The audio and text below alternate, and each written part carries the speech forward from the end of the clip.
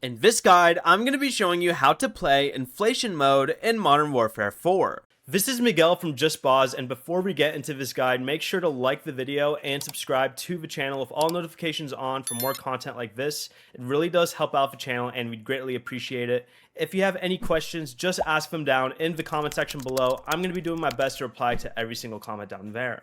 Inflation is a new 6v6 multiplayer mode where every elimination increases your value.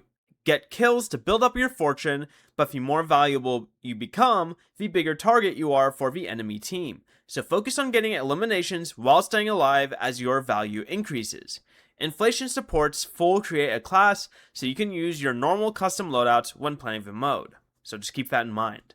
Before you leave, remember to like the video and subscribe to the channel with all notifications on for more content like this. It really does help out the channel and we'd greatly appreciate it. And if you did have any questions, just ask them down in the comment section below. I'm going to be doing my best to reply to every single comment down there. Peace.